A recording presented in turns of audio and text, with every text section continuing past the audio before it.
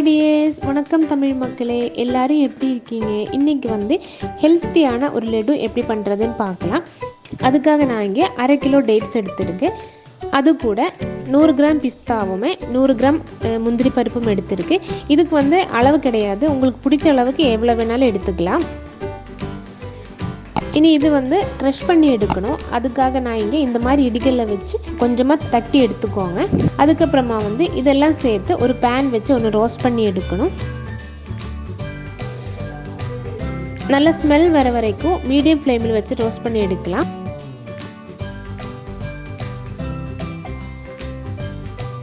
உங்ககிட்ட வேறு dry fruits அந்த மாதிரி எதாவது இருந்துச்சுன்னா அதுவும் இதை கூட சேர்த்துக்கலாம். நல்லா ரோஸ்ட் ஆகிடுனதுக்கப்புறம் ஒரு பிளேட்டுக்கு மாற்றிக்கலாம். சூடாறுற வரைக்கும் வெயிட் பண்ணலாம். அந்த சமயத்தில் நம்மளுக்கு டேட்ஸ் வந்து மிக்ஸி ஜாரில் அரைச்சி எடுக்கலாம். இது எல்லாத்தையுமே சேர்த்து நல்லா கை வச்சுட்டு பிசைஞ்சு எடுக்கணுங்க. இந்த மாதிரி ஒரு பால் போல் ஆக்கி எடுங்க. அது கூட நான் கொஞ்சமாக தேங்காய் வந்து கொஞ்சம் ரோஸ்ட் பண்ணி வச்சுருக்கேன். அது எதுக்குன்னா டேட்ஸ் நம்ம பாலாக பிடிக்கும் போது கொஞ்சம் ஒட்டுற மாதிரி இருக்கும். தேங்காயில் ரோல் பண்ணும்போது அந்த ஒட்டுற மாதிரி இருக்காது.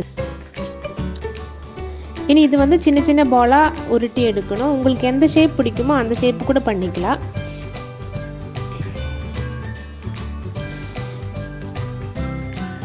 நம்ம பாலாக பிடிச்சது வந்து இந்த தேங்காயில் போட்டு கொஞ்சம் ரோல் பண்ணி எடுத்துக்கோங்க.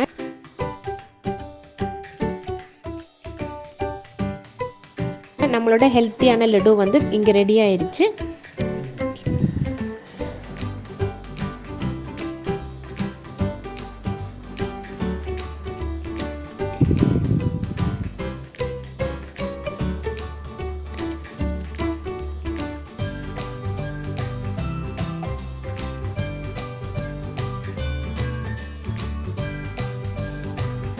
இந்த வீடியோ அவ்வளோதான். இந்த வீடியோ கண்டிப்பாக உங்களுக்கு பிடிக்கும்னு நினைக்கிறேன். உங்கள் குழந்தைகளுக்கு வீட்டில் செஞ்சு கொடுங்க, கண்டிப்பாக பிடிக்கும்.